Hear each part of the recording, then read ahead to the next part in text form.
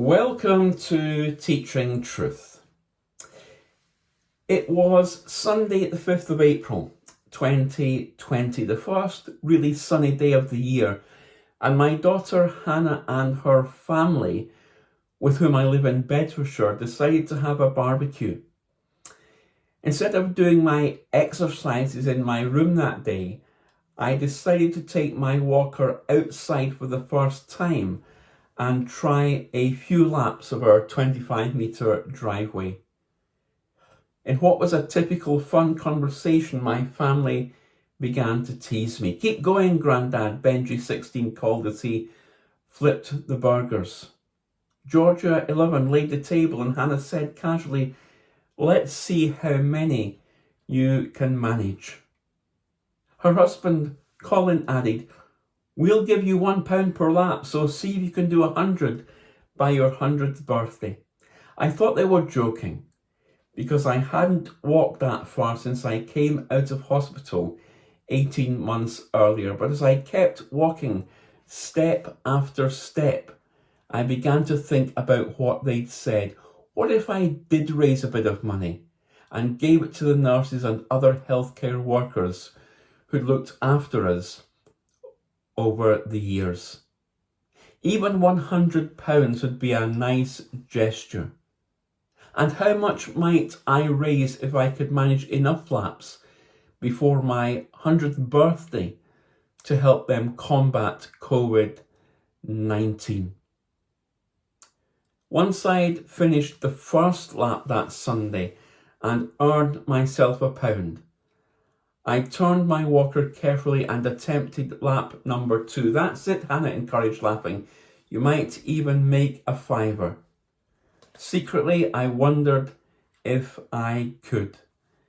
But with the family egging me on, there was no way I was going to stop. I found the strength to do it. The words of Captain Sir Tom Moore, who we saw on the television during the early days of the global pandemic, walking the length of his garden, committed and determined to do his bit in a time of crisis. He found the strength to do that. His strength was restored to him.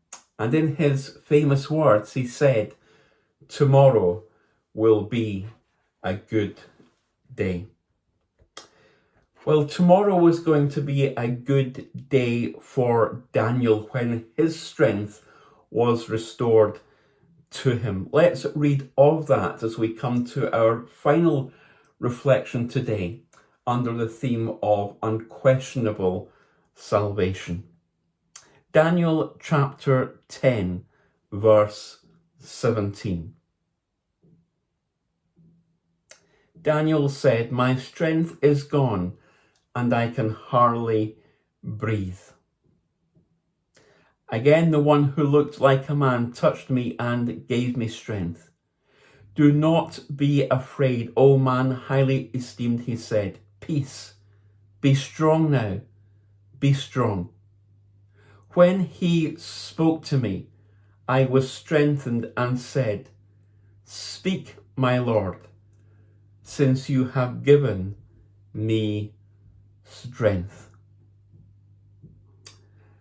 After Daniel had received this vision, and after he had fallen on his hands and knees and into a deep sleep beside the river Tigris on the Riverbank, Daniel's strength was restored to him. The Lord touched him. Just like Captain Tom, whose strength was almost gone and in a very human way would probably have had difficulty breathing and maintaining the momentum, Daniel was like that. His strength had gone. He could hardly breathe, but his strength was restored.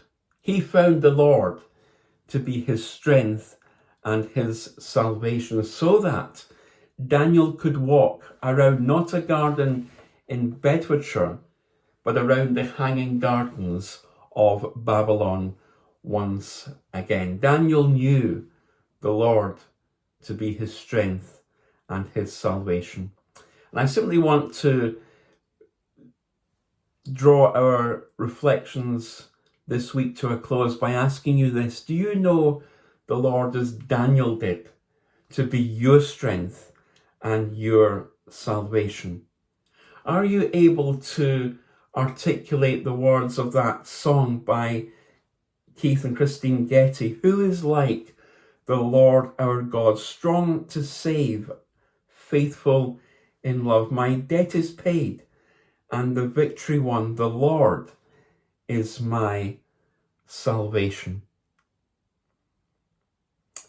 See, once the Lord is your salvation, once you put your faith and your trust in him, you find that the strength you get to live life is not your own.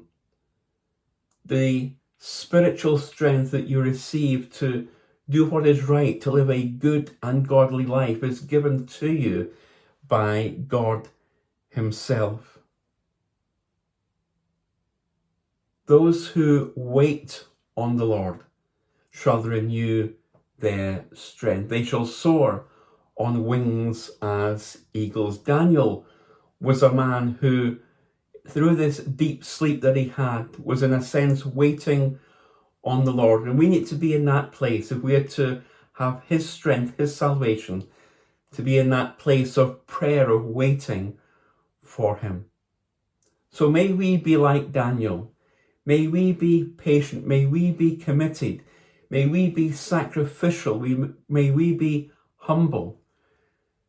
But may we be those people who truly experience the Lord to be our strength and our salvation. Tomorrow was always going to be a good day for Captain Sir Tom Moore. And for us, tomorrow will always be a good day because of our unquestionable salvation, because of what God has done for us. The subtext of Daniel 10, in fact, the whole of Daniel, is God wins. God is in absolute control. And so as we, like Daniel, are those people on his Majesty's service, on God's service, may we hear the refrain of that old hymn ringing in our ears as we go forward amidst the battle, amidst all the challenges, to serve God. Sound the battle cry, see the foe is nigh, raise the standard high for the Lord. Gird your armour on, stand firm everyone, rest your cause upon his holy word. Rouse then, soldiers, rally round the banner, ready, steady, pass the word along. Onward, forward, shout aloud, Hosanna. Christ is captain of the mighty throng. And all God's people said, Amen.